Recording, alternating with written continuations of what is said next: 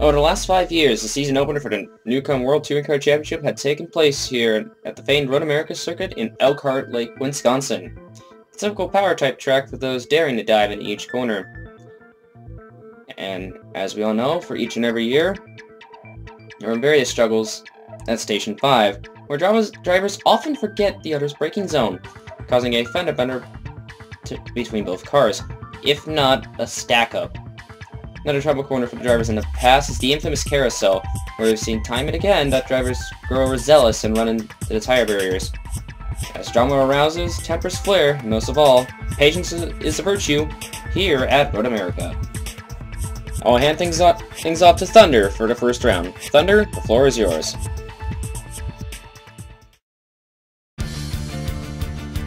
And the engines have fired. You can see the flames sputtering out of the vehicles there as they wait for that green flag to wave. The flagman's gonna be staying up there in the box. And there it is! There's the green flag! We're rocking at Road America! And the new season of the NTCC is green!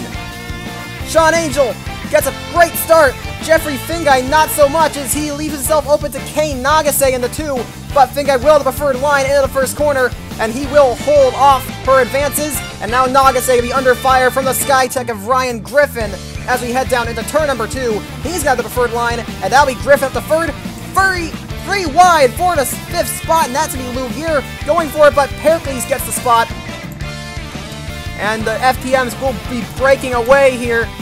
Those cars got a lot of straight line speed as we head down into one of the major trouble spots on the circuit, Station 5. Very easy for the field to get stacked up here. We'll see how the field manager to manage themselves there. Look at that move from Constantine, but it seems like they held it together. Good going from the field there. And indeed the FPMs are breaking away ever so more. Sean Angel looking very good right now, but Jeffrey Fingai gonna be closing in on him as we head into another major trouble spot on the circuit, the carousel. It's very easy to lose front end grip here and slide off into a sand trap. And once you're in a sand trap, it's hard to avoid that tire barrier right there. And if you hit that, and that could very easily end your day. So you gotta be very careful around that part of the circuit. But here we go. Fingai is still trying to close that gap on his teammate, the Canadian, as we head down to Canada corner. He closes the gap a little bit off that turn, but not gonna be able to make a move yet, as they're gonna start heading up, doing the incline. The FPM's looking very strong right now. Those Ferraris very strong in a straight line, and they've got some very good drivers there. They get out the foul corner, and they're gonna be running nose to tail as we go down the run of the line, up the hill. And that will be a lap of the Road America circuit, and it will be Sean Angel, your pole sitter, leading the first lap. Oh, Angel, he dips his tires into the grass there. He runs wide in the carousel, and Fingai got to look to take advantage, but it's going to be very tough to make a move because of the next corner right here, the kink. It's very hard to get something going on the inside line there, and he doesn't. He loses speed there, and here comes Ryan Griffin looking to capitalize. He's going to make that cross over into the left lane. In the right side there, that'll be the inside and Canada corner, and he's going to make his move. Going to try and make that one stick as they're going to head up the hill once more. Griffin going to power around the outside here, the Motorola machine there. And he will have the preferred line heading into the final corner, but that Ferrari power might be able to do Fingai some good here. No, Griffin gets the traction off, and that will be a change for second place. But coming down the front straight, Fingai, he wants a spot back. He gives the 87 a bump. Gets very close to the back bumper of that Mazda, and he just does not have the grip, though. And he messes up in the second corner, and Griffin's teammate Nick Perkins looks to capitalize, but he's going to be able to power off and hold on. That's going to bring the Neucom of Rena Hirose up towards the group 2 here. She's going to try and make a move stick. That Honda, not the best of straight line, but its cornering makes up for it. Hirose, your reigning champ of the NTCC, makes a dive on the 86. And she's going to try and make the move stick here. Might be a bit tough if she can't hold the line here. This next corner, very difficult to go side by side through. You usually end up finding someone going off the track. And Hirose does run off.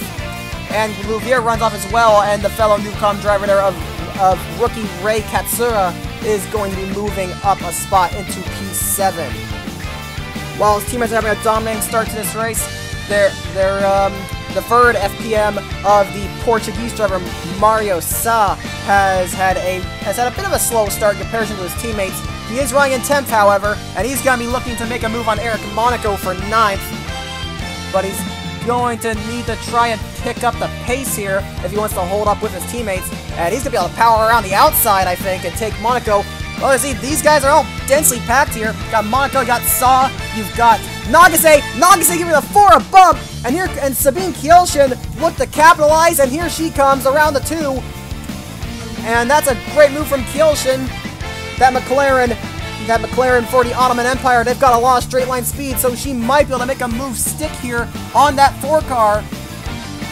But we will see now as we head on to the next lap. I do believe she's gonna get the spot over Nagase, however.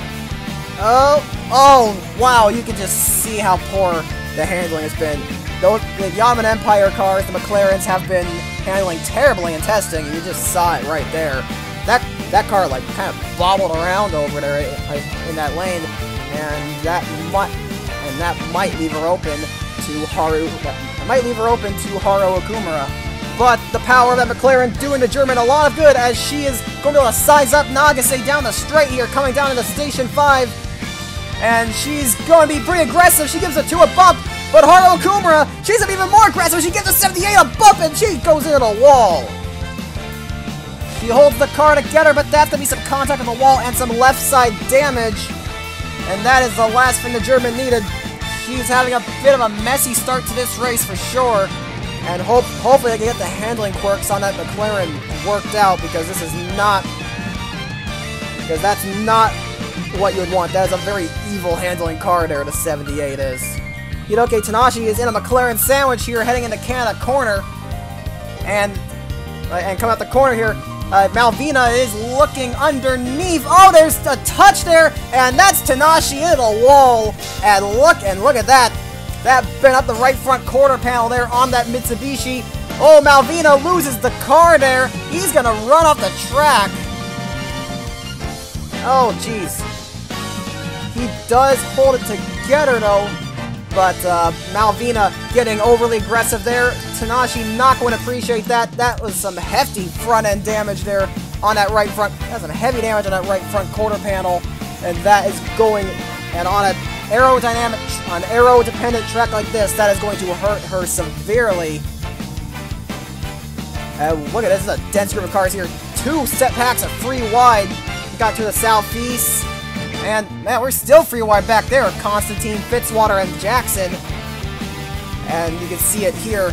That 93 being unable to keep up with the 26 and the 97 here. We'll see what happens in Station 5. Oh no, Faber! Oh, Faber got a bump. He could not stop it in time, and around he and the 93 went. We'll take a closer look at that, I think. As we get a look from the helicopter view here, Faber did not get a bump from behind. He just simply misjudged his braking point and ran it up back in the 93, and both of those two are going to go for a slide. No damage of note, but that is a pretty severe time loss. So that's definitely not what any of those two, it's not what either of those two are going to be looking for here. This is Chris Louvier here, making his debut in the NTCC, driving for newly founded team Southeast Motorsports. This is a very American-based team here. They're down like the southeast parts of the world there. I think they might be a Florida-based team. Not sure. We don't actually know. But Chris Louvier and two other well-known American drivers, 2 talents from America. Chris Louvier and 2 other talents from America, Tyler Faber and Brandon Barnes, were also signed on to drive these cars. And I must say, it's a pretty impressive start for the team. They've shown a lot of pace in testing. You see Chris Louvier running in 7th place and chasing down fellow debutante Chris Dodd for Hirachi Racing Technologies, partnering Arthur Luvenwerts. But Louvier is definitely off to a pretty impressive start there, the Louisiana native there. Things are starting to get real antsy here in the midfield. As we're approaching the halfway point, the pressure is on for a lot of these guys to try and force their way into the points. And Malvina pushing very hard there. You can see him almost getting into the 7 of Ryan Walker, and Bouchard makes a mistake in turn number 2. And that could potentially hold up the field behind him. Yeah, he's going to be holding up Matt Liu in a 74. He's going to be holding up Cardoso in a 90, in the 35. And Allie Nelson, she's looking on all 3 of these guys, and they're going to be heading down to the Station 5 here. Liu looks to make it free wide down the corner, but Allie Nelson has other plans. She shoves the 74 into the 42, and, oh, I think they can't get off each other. They can't get off. They're going to hit the wall. Oh, no. Oh, and into the tire barrier. That is a 74 on its roof. Oh, wow. And the 42's got a ton of damage as well, along with the 35. Oh, that is a tough break for those guys. Allie Nelson, I don't know what she was thinking. She stuck her nose where it didn't belong, and Lou, Cardoso, and Bouchard, they paid the price for it, and we are getting word that Nelson has been given a 10-second time penalty for that move. Well, a well-deserved time penalty, I think, because that was a very avoidable incident right there. Let's take another look at what happened here. You can see Bouchard was holding up the 35 and the 74. They were heading down into Station 5 here. You can already see Nelson's trying to get in there. Matt Liu, he tries to force it free wide on Bouchard and Cardoso, but then Allie Nelson is going to stick her nose where it doesn't belong here. She plows into the back of the 74 and then dives underneath. She forced a 4-wide situation, which is definitely not going to work in Station 5, or really anywhere on the circuit. Liu gets forced into the 42, and at that point, and their fenders lock, as you can see, and at that point, there's not much you can do, and yeah, you got 3 cars locking fenders, not much you can do there. They go into the wall, and then, well, they're in the grass, so it's just a long slide into the tire barrier, and subsequently, in a tire barrier there, and a 74 of a hard hit, like that. He got sent on his roof. It's a very hard hit, and the 35, Cardoso, and the 42 of Bouchard also ended up stuck down there.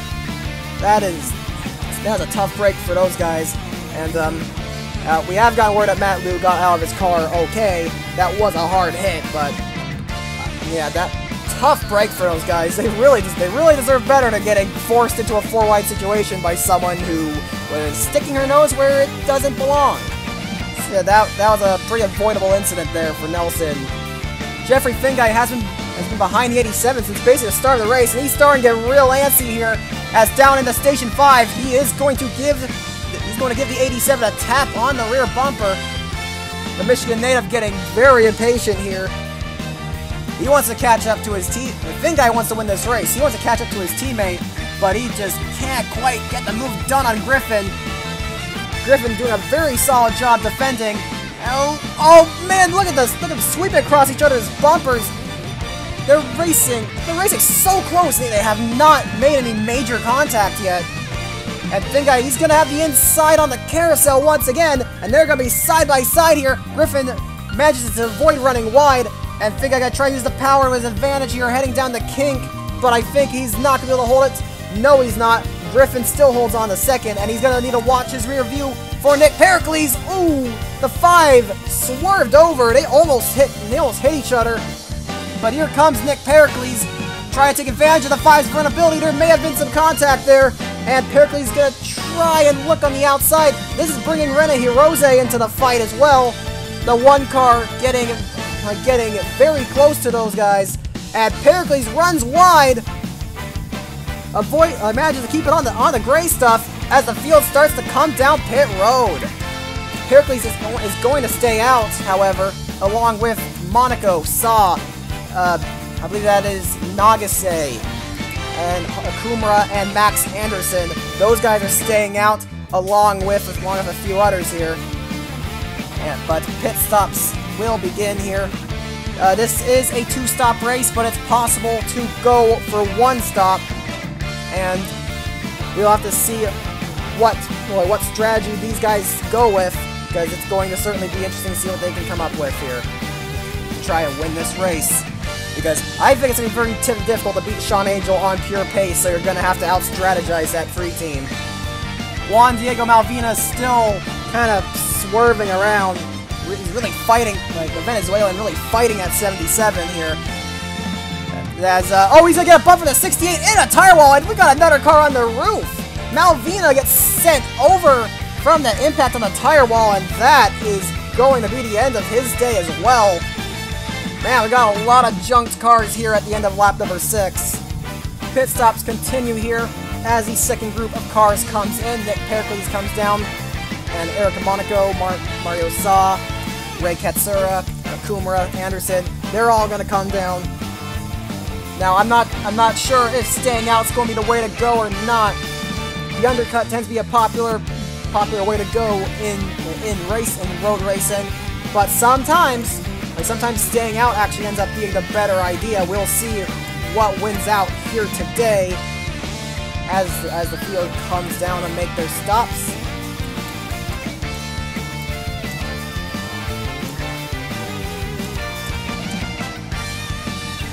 Constantine coming down there. It's going to be Pericles coming off first. No surprise there.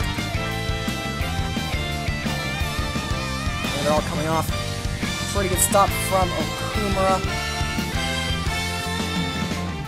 That's going to be Constantine heading off there. And here comes Leuvenwirtz. Undercut might have not worked out for him. Kei Nagase appears to have had a pretty good time on pit road. And Eric Monaco, great pit stop from the 88 team. Monaco has jumped both Hirose and Dodd. And Mario Sa's gained a lot of ground on pit road as well. However, the tires on the 88 are cold, and Hirose is going to try and take advantage of that. Gonna look to try and get right back by the Skytech here. Although that was certainly a poor few corners there. Gonna try and make it up here in the next two, heading down into the carousel. Yeah, she's getting very aggressive there around the 88. Getting a bit impatient as she looks for a way around. But that inexperienced move might cost her. She's gonna be getting looked underneath from the 28 of Dodd. Dodd gonna have the disadvantage of the kink though, and Hirose holds on, but I think that might have given Monaco the time he needs to warm up his tires, as Brian Griffin has been jumped by Nick Pericles. And you know, Sean Angel's got a massive lead, as Jeffrey Finguy had a poor pit stop, getting jumped by the 86. Oh, Griffin's gonna run wide in the final corner, and that's gonna allow Pericles to get away, and here comes Finguy with a big head of steam and that Ferrari power. I think he's gonna be able to take third back here fairly easily. And yeah, I do believe that's going to be it here. Yeah, Finguy gonna move into the third position. Oh, but Griffin gives the 5 a bump. And they're both gonna run wide, but Finguy holds on, and he will indeed take third. We're getting word that there's been smoke. There's smoke on the track, and that smoke came from the 14 of Allie Nelson, blowing the headers there on the 14, and that is going to be the end of her race. It's a tough break, however, although that is a bit of karmic retribution for her earlier move. But regardless, that is pretty unfortunate for her, and that will be the end of her race. She'll have to. Yep, she's just have to bring a car in, replace the headers on that thing, maybe work the engine, make sure nothing's broken. Make sure nothing else, the engine's broken. Ooh! Yang Shen not giving any craps. She does not give a crap there. Just bump the 14 out of the way, although that might hurt her race. That could have done some damage to the 03. But yeah, the 14 team is gonna have to go back to the garage, replace those broken parts, and get back in the game there for race number 2. Sean Angel has been absolutely dominant here today. The Canadian has has grown his gap to almost 5 seconds here as we're approaching 5 laps to go. They may have to make another pit stop though, as typically the cars are underfueled for that first pit stop in order to try and get as much pace out of the cars as possible. But again, the Canadian, very strong here today. I'm pretty sure he's going to run away with this thing as long as nothing happens. Jeffrey Finguy may have gotten past Ryan Griffin, but he's still having to look at the back of a Skytech for several laps. He's now been trying to find a way past Nick Pericles, not being able to. He gets a bit of a run off of Canada Corner, but is not able to finish the move there. Not able to find an opening, I mean. But we are getting word. He is signaling to the crew. He's going to be coming down pit road this time. Remember what I said. Whatever I just said. They underfuel the cars to get as much pace out of them as possible. They're going to put a little more fuel here on this second stop in order to bring the car home. That is going to be what the 5 Rooster Teeth team is going to be doing here. And he is joined down pit road by Eric Monaco, Rena Hirose, and Chris Dodd. Any other takers? Oh, I think we have Zona coming down. And that is going to be about it, I believe. So those guys being some rather early takers on pit road, trying to use the undercut to their advantage. We will see here. Ooh. Oh man, good stop from Eric Monaco. Not so good stop from Hirose. But yeah, that is going to be Monaco retaking that spot. And yeah, that was a poor stop from Hirose as Chris Dodd right there behind me. And that is going to be a bit difficult there. It's not been an ideal race for Hirose. She was probably hoping to run a bit better than this, although it's still a decent start. We're gonna have to, but she's really have to put her foot down if she wants to get the results she's looking for to begin her titled events. And here we go for the final round of pit stops. For real, like the full round here, as Sean Angel makes his dive down the pit lane to top that fuel tank off here one final time. The other 2 Skytechs will be joining him along with Saw and Katsura. I believe it's Katsura. And we got Revere, Akumura. Or is that one? I will admit I have trouble telling the Neucoms like those 2 apart. Yeah, this is Katsura in the 6. I apologize there. But the field will be coming down pit road here one final time. And yeah, you see some people making fuel-only pit stops. Oh, as a 64! Oh no, they've boxed each other in. And Leuvenwerts. Oh, that is unfortunate. This 26 has been boxed in by the 64. And the 64, yeah, he's gonna get out very slowly. I don't think the 26 is going anywhere. They're gonna have to back that thing out, and the 26 is stalled. That is a tough break for the German. But that's really just an unfortunate deal of 2 guys being in the wrong place at the wrong time, and that may hurt Constantine as well, as there is some left side damage on the 64. Sean Angel comes off pit road. 2-tire stop for him. Oh no, he's hit the pit wall. The right front of Sean Angel's Jack Daniels Ferrari, that just hit the pit wall, and you can see the quarter panel's all bent up now. Oh boy, he still came off pretty quickly. He's got a big lead, and we've known how quick that car has been, but that is especially worrying. That could be very worrying. That quarter panel damage could cause a lot of problems, especially on the straights. And he's going to be looking behind him now to try and keep Nick Pericles behind. Meanwhile, Jeffrey Finguy is under fire from Ryan Griffin in the 87. And Griffin has some damage of his own, if you haven't noticed. But Finguy is going to be very late on the brakes, and he holds off the 87. But we are going to keep an eye on the 3 and the 86 here. And Pericles is going to be pushing hard to try and catch the Canadian. He's only got about 3.5 laps to do it, but he's certainly got a shot. Yeah, we are getting word of Andreas Trautmann in the Stuttgart United, the second Stuttgart United, the 94, is staying out. I think he's going to be... They put more fuel in that 94, and I think he's trying to make it the rest of the way. He's trying to go for that one stop, and you can see he's very slow there off the final corner. Finn guy got by very easily. But I do believe Troutman is trying the one stop, and I believe some other people are trying this as well. Yeah, Hurtado is trying the one stop, and I believe, yeah, two of the Saba Sports here, Julio Caesar and Zayden Davidson, also trying to finish the race in a single pit stop. That could be a very difficult task, but they are giving it a shot. We'll have to see what becomes of that. Look here, some of Neucom really lost a lot of ground here. That's Katsura. Katsura way behind. The Neucom team really struggling on pit road here today. They lost a ton of ground in the pit cycles, and they're especially hurting on this last one. Chris Dodd had a terrible pit stop as well, it seems. As he lost a lot of ground, Chris Lovier with a great stop, and he's going to get past Eric Monaco. So yeah, this is a very impressive showing from the Louisianan. Mario Saw, though, that 4 team has been on fire when it comes to pit stops. I think he's almost in the top 5. Yeah, he's in 6th place right now, trying to chase down Ryan Griffin for that 5th spot. So, could the Portuguese make it 3 FPMs in the top 5?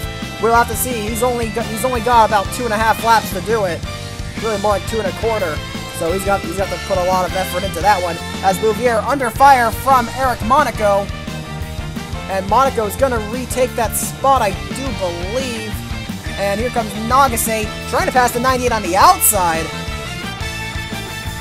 And Eric Monaco's got some left side damage. I'm not sure where he got that. Ooh, but Nagase getting a bit aggressive on the 88. Doesn't turn him, but there is some damage there. Oh, and Hurtado not going to make the one-stop work, and neither is Caesar. And Troutman could not make it work either. He's come down pit road. So that does, in fact, promote the Portuguese driver into the top 5. So all of the FPMs running in the top 5 right now. A great performance from those guys. However, the battle for what I believe is now going to be 7th continues here as Nagase, Monaco, Dodd, and Akumura all fighting hard for these spots here in the lower half of the top 10. And this is a pretty big battle here. And Monaco doing a great job holding on despite that left side damage.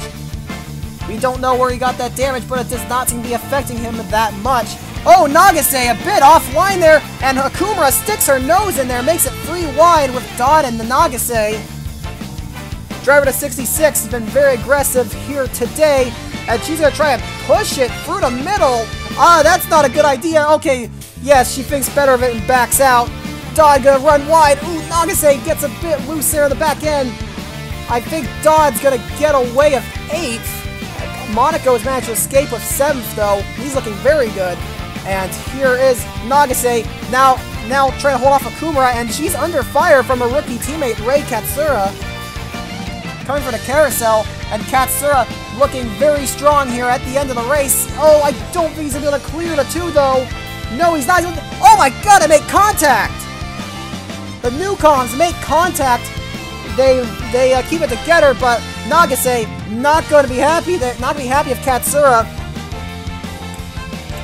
the rookie, being very aggressive with his teammate. He's going to need to learn a few lessons about teamwork, I think, because that could have ended bad. That could have ended in tears. Luckily, it didn't, but yeah, Katsura is playing it very aggressive here in his first NTCC race. That damage has been hurting Sean Angel. You can see Pericles is in the picture now, but he might run out of time as Sean Angel is going to see the white flag. He only has to make it around the course one more time to take the victory here today in race 1. And despite his best efforts, that damage has been hurting the free. He's been losing about a half second to a second every lap. He lost a half second that time. And he is, and we saw Nick Pericles in the picture. He's trying his best to catch up, but he does not. I don't know if he's going to have the time. He's got to watch his rear view too, because Jeffrey Finn guy is on a charge. He's been very fast these past couple of laps. He's looking to try and make it a 1-2 for FPM. You look here. I do think the battle might have settled here. Yeah, I do think Dodd got past Nagase for 9th. There we go. Sean Angel gonna be heading to the carousel here. He's gonna try and run it for the carousel. Nice and easy. Don't push it too hard. You don't want to run off on the final lap. That would be embarrassing. And he gets off of that pretty cleanly. Clean as you like. Through the kink and down the back straight here. Pericles creeping ever closer, but I do believe he's going to run out of time. Angels are doing quite well here as we head down the Canada corner. He's only got to nurse the car home through a few more corners. He's only got to nurse it through a few more corners to see that checkered flag. One more turn right here. He's going to go at the final corner, and he's going to make the climb up the hill one final time. And Sean Angel is going to survive that damage. He's gonna head towards the stripe here. He's gonna come down the front straight, come across the line to win race number 1. Great job there by Sean Angel. Great job by Sean Angel here today to take out the victory. He was absolutely dominant here today, and you can see as he brings home a perfect score of 70 points, pole and most laps led. And despite his issues on pit road, he managed to nurse it home in the end and take home a very solid victory to kick off the season. Nick Pericles pushed hard as he could, but he's going to come home second. Great start nonetheless. Jeffrey Finguy, you do have to wonder if he could have been a contender if his pit stops were just a little bit quicker. But I think the Michigan native will take a podium there. Double podium for the FPM team. Ryan Griffin comes home in 4th. A solid showing for a SkyTech driver. They get 2 SkyTechs in the top 5. And Mario Sa makes it all 3 FPM cars finishing in the top 5. Great showing from that team. They're certainly off to a great start here. Rena Hirose comes home in 6th. Maybe not as good as she was looking for, but it is still going to be a good start to her title defense. And Chris Louvier, very impressive debut for the young Louisianan as he comes home in 7th place. Eric Monaco, who is also making his debut today, comes home in 8th for the SkyTech team despite his left side damage. Another debutante, Chris Dodd, very strong performance, ran in the top 10 all day, finishes in 9th, and Kane Nagase rounds out your top 10. Haru Okumura had a very aggressive run in the 66, and she will bring it home in 11th place. Ray Katsura brings the number 6 car home in 12th for his debut. Brandon Barnes finishes in 13th. Max Anderson 14th. Paul Jackson, Madison Bowers, they come home in a quiet 15th and 16th. And Tyler Faber, despite his contact earlier in the race, still manages to score points, finishing in 17th. Asherton Zona makes it a points finish for Gus Nagano there in the underpowered Marlone. And Andreas Troutman, despite he tried to go for the 1-stop, but he could not make that strategy work. Despite that, he still manages to bring it home in 19th for 2 points. And despite his pit road contact, Alex Constantine will come home in 20th to take the last point. Now it's time for race number 2. The top 20 finishers are going to be reversed, and 21st down to 42nd will be starting in those positions that they finished in. So without further ado, why don't we get down to the track? For race number 2. Getting ready to go for the reverse grid for round 2. Alex Constantine has claimed the pole after finishing 20th in the previous race. Wear your green flag here in the wets here at Road America. As it's begun to rain here, as we have Tyler Faber forcing a 3-wide between himself, Andreas Troutman, and Asherton Zona as the field heads into turn number 1. But of concern, Zona makes a bit of contact with the rear Constantine. Constantine still manages to hold it together. As they're headed down Briggs and Stratton into 2. And a bit of a 4-wide situation back there as well. I think Zona has been not necessarily sent to the gravel, but there's more contact between Troutman and a 17. But they will continue to run it down this long straightaway here.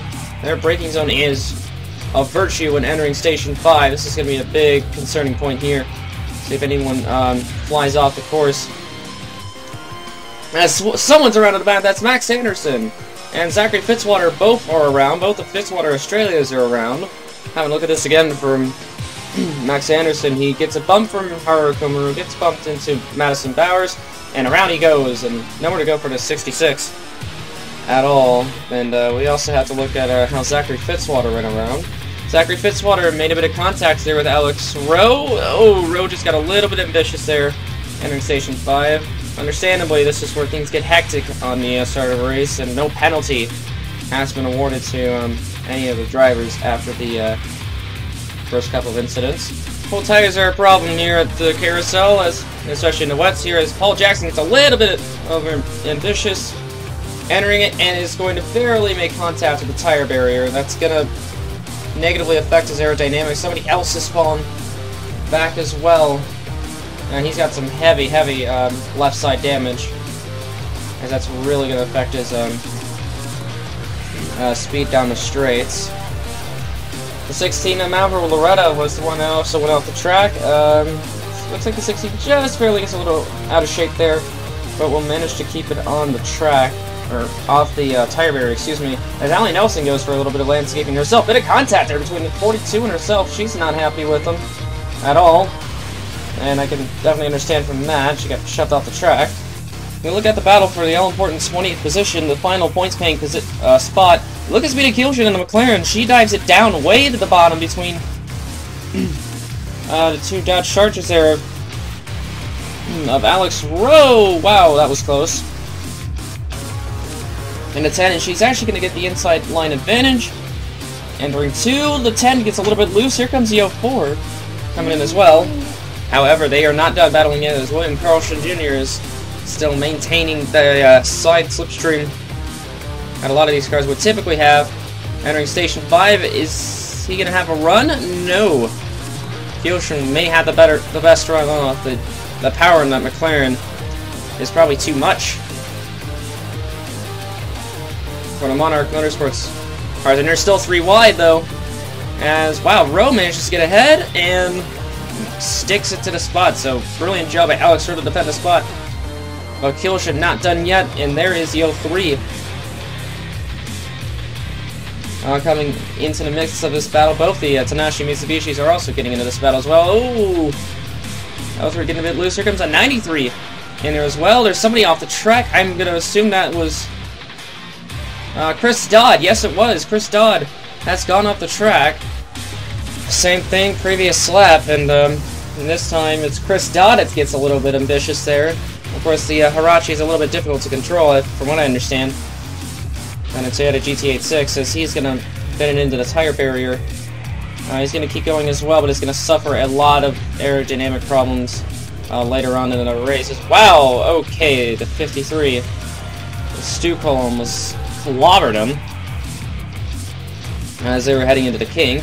By lap 3, we have a challenger on our hands, and it's Tyler Faber from the social state of New Jersey, as he heads into turn 1, going to try and pick a move on the inexperienced Alex Constantine. Constantine must be feeling a lot of pressure right now in a 64.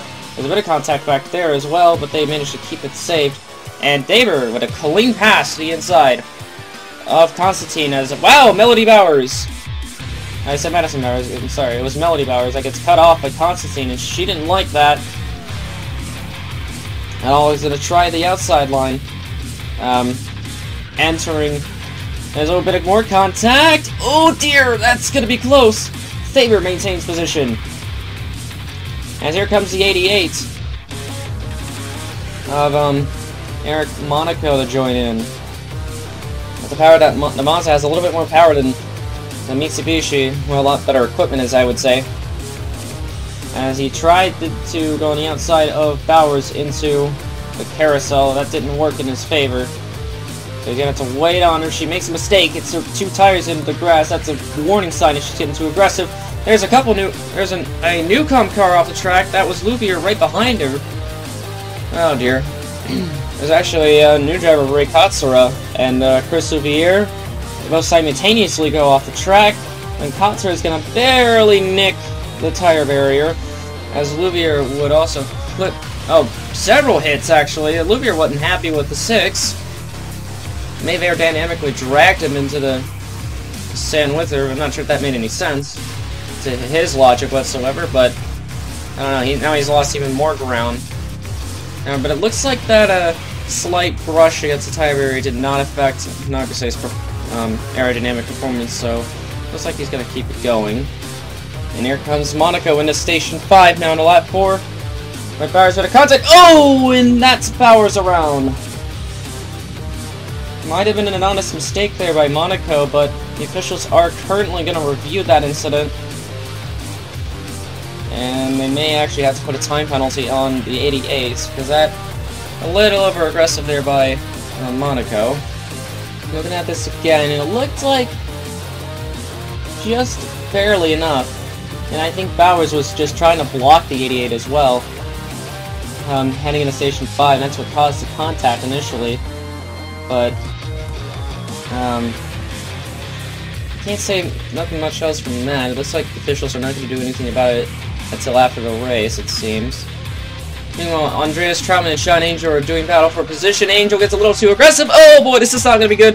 Ooh, hard into the tire barriers goes Trautmann. Oh, that's not good. Watch out, watch out, watch out. Oh, and that's Nick Pericles and Sona involved. And oh, more cars are getting involved as well. As Livenhurst has nowhere to go, and he runs into him as well. There's another car that runs into him. Hard impact. That was Zachary Fitzwater. Oh, that just took out a bunch of cars. I think that was about 4 or 5 cars that were taken out there by Sean Angel's aggressive driving. And not surprised, that is a time penalty imposed on those 3. A 15-second time penalty, for that matter. Well, I cannot say that I'm surprised about that one.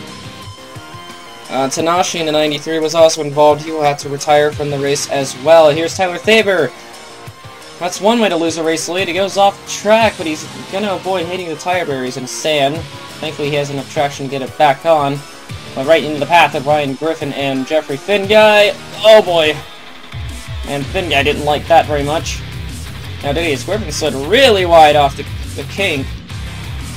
And that is going to allow Thaber to close in once more on the 87. But you've got to remind you, the 87 has a bit more power than the 96 does, a little bit better equipment, and a bit of a close call there, too. Here's Sean Angel battling with Renan Hirose for position. He knows he has a time penalty. Oh, Hirose getting a bit out of shape there, entering turn 2. As both drivers have been rivals for a while now, Sean Angel having lost the title due to penalties and inconsistencies late in the season. That caused these problems, and here's Hirose, and try to dive bomb him into Station 5! Wow! And to no avail by Angel, and Hirose is going to try and make a pick again on the 3, but and Hirose almost runs into him. She's having a lot of trouble now. She's hit the marbles. Now she's seeing there's a lot of grip in the Honda Civic. A bit of a shame there for Hirose, but now they race into the carousel. This may give Hirose the upper hand on a bit of a mechanical grip aspect of it. As Angel, the last race winner, trying to maintain position as best he can. He knows he has a big old time penalty. And now Hirose is all over his tail. I don't think she liked the way he was racing her. No, she didn't. And they're still battling for a really hard position there as they head into Canada Corner. And one of the final sectors of this racetrack. Hirose down the inside. And Hirose goes back at the track and... Oh. Well, that wreck was pretty self-explanatory. Yeah, not surprised. 10-second time penalty, Renan Hirose. Anyway, Alex Constantine will kick off the first cycle pit stops for the first stint into the second, as it appears that Eric Monaco and Ryan Griffin, the SkyTech cars, and Jeffrey Finguy have all stayed out an additional lap, hoping to see that if the long run strategy and overcut strategy would actually help. So we shall see what will happen exiting green flag pit stops for the first time. As we see Monaco now trying to exit pit road. Ryan Griffin and Monaco get out at the same time. Ryan Griffin, or Jeffrey Finn guy, actually having a bit of trouble in his pit stall. Hirose jumps him. Finn guy's having a lot of trouble in pit road. Let's see how he is in turn 1. And he jumped Alex Constantine, as a matter of fact, as did Ryan Griffin. So SkyTac has played an excellent strategy here for track position, because that is huge here at Road America, especially when it's coming down to high winds and rain. Of course, making it rather difficult to see and really focus on keeping the car under control. But once again, an excellent stop there by the team. But again, the penalty is still pending on Eric Monaco for the incident with Melody Bowers earlier on. For lap 9 here, Stravis Demetrio from Sabre Sport is running in 20th position. An excellent run by IDO for Sky Vodka sponsored machine. Surprised they hadn't run into problems all weekend, but and there's Julio Caesar in 21st, right behind, a little ways behind actually, as well as Juan Diego Malvina trying to get around William Carlson Jr. for the 19th position, as Malvina kind of struggled in the previous race as well. Jerry Fingay's had some problems since the last pit stop. He had some rear end damage on his start from the collision, and off the track he goes, but he's going to, much like most of the other drivers, he'll keep it under control, and will keep going, nevertheless. Top right for Fingay, he was running in the top 5 earlier, and now since he has some mechanical issues of some sort, that's not going to do him well for the remaining 6 laps. He's got Vance Caldwell breathing down his neck pretty soon, coming up here pretty soon. Heading to lap 10 for the final time of this race. Kei Nagase this time will kick off the second set of pit stops for the third and final stint of the race. Chris Soubier, Mario Saw are following suit. Looks like Saw has some front end damage of his own. That is Caldwell on pit road as well. I'm pretty sure there are no other drivers joining them at this point. Meanwhile, Paul Jackson's day will go from bad to worse, also in lap 10, or beginning of his lap in lap 10, as the engine in the Cadillac grenades on him before heading into turn number 1. Bit of a shame there for Full Frontal Motorsports. Promising start for Jackson, but once he clipped the tire barrier, he's had problems since, and now an engine failure is going to put him out of the race. Once again, tough break for him, as he wasn't looking at scoring points anyway. Immediately after the leaders had come down pit road for their final stints of the race, let's see if anyone's going to be any takers exiting pit road. Ryan Griffin seemed to have gotten off a little bit faster than Monaco, but looks like René Hirose and Christopher Barnes are going to probably do battle as well. Constantine off pit road. No, not a problem. Monaco actually seemed to have gotten a better acceleration off there. And what on earth?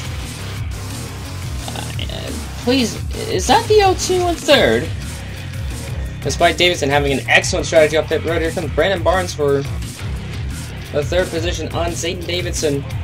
Davidson being a very inexperienced touring car driver. He came from the stock car grid. Barnes also being a young gun, but it has more experience on road racing. He's trying to find each and every way to get around that O2 without a problem. And it looks like René Hirose, known for her long run pushes at the final stint of her race, is going to try and do battle.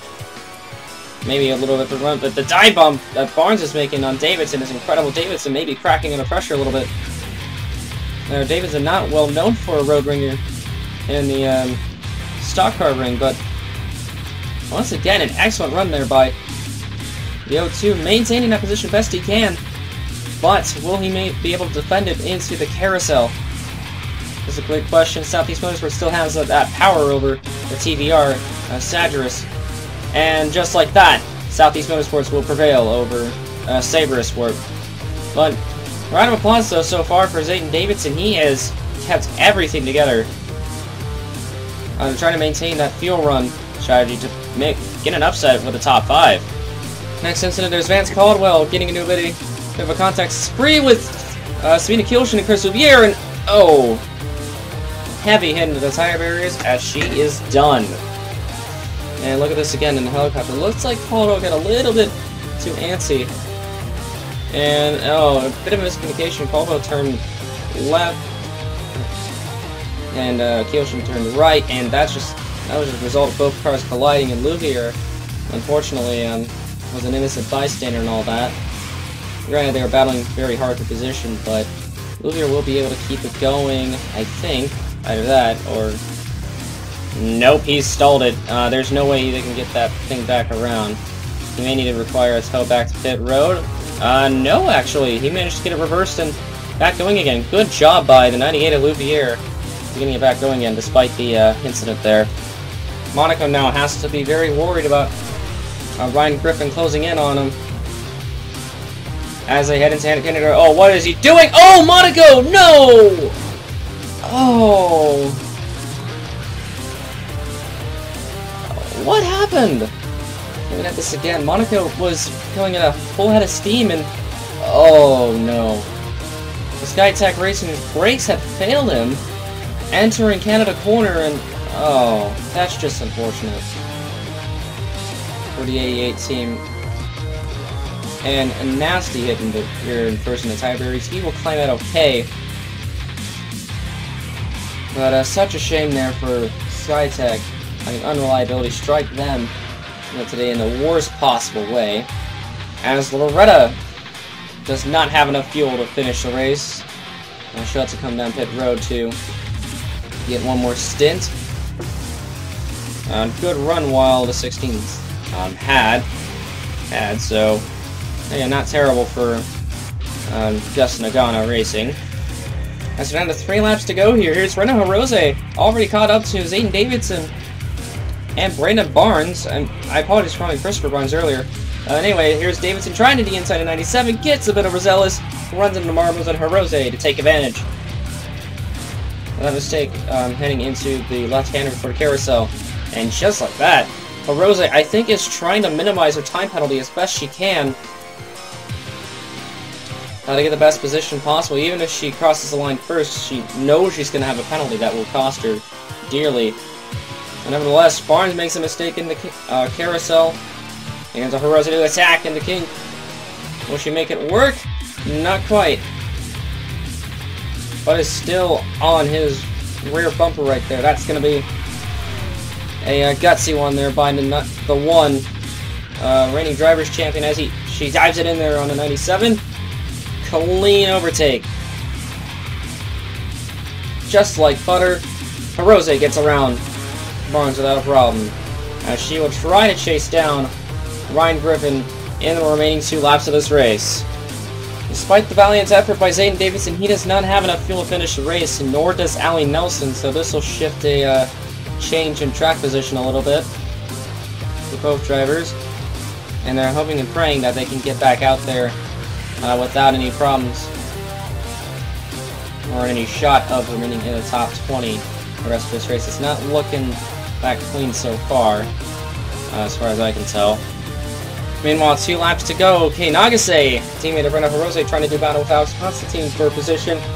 Constantine, I think, is trying to hold him up there. That's not good. I don't think she would actually appreciate that. I don't think Neucom would really appreciate it either, you know, as they head into the white flag here. Ryan Griffin will take the white flag, but I don't know if Nagase has enough to really get by the 64, because the 64 is trying everything he can to hold that position there in a Nintendo-sponsored 64 machine. Griffin now halfway through this racetrack. He's got to worry about his brakes now. He's trying to conserve as much as he can, because it looks like Eric Monaco may have either used too much of it, or it just failed on him at an unprecedented moment. So Griffin now trying to hold on to everything he has, because Hirose is closing very, very quickly. She's over a second faster than Griffin on pace. As this ought to be Interesting finish nevertheless. Griffin knows he's going to win the race if he's careful enough in this race. Canada corner, that's where it took Monaco out. And let's see it. Nope. Griffin is still holding on for dear life.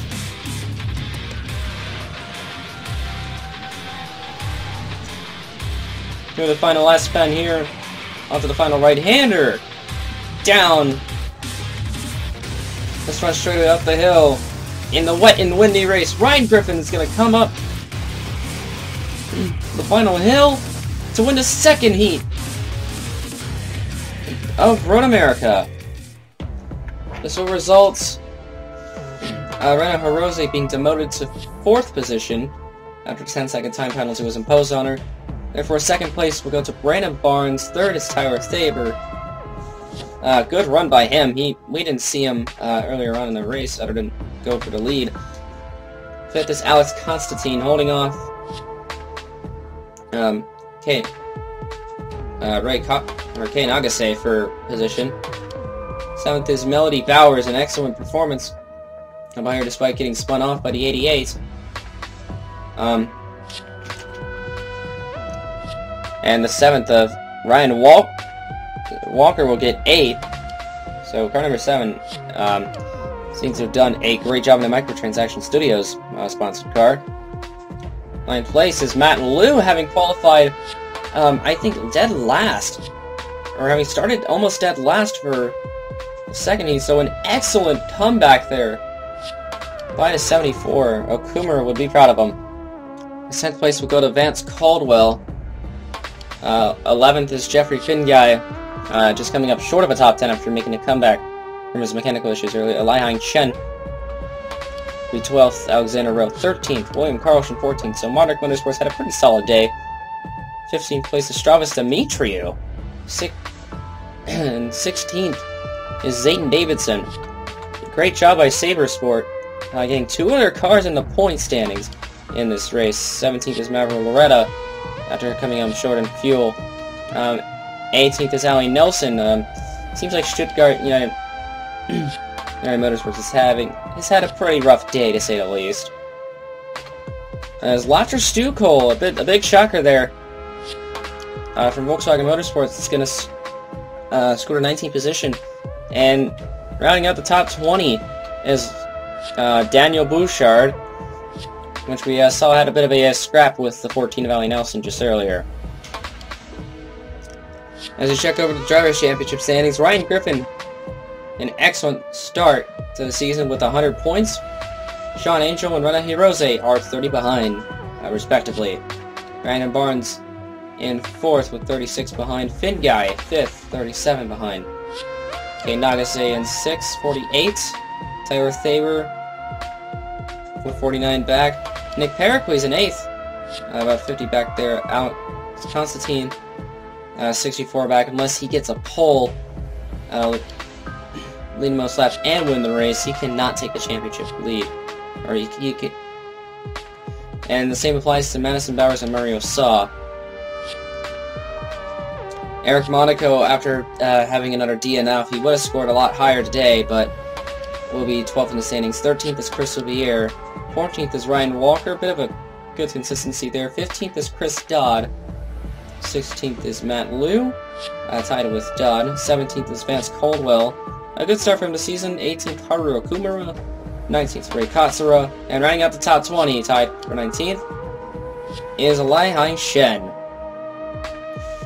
The next round of the Neucom World Touring Car Championships will take place in Canada, although the venue is quite controversial, as we hear rumored that Sergio Villeneuve may be removed from the schedule by the next week.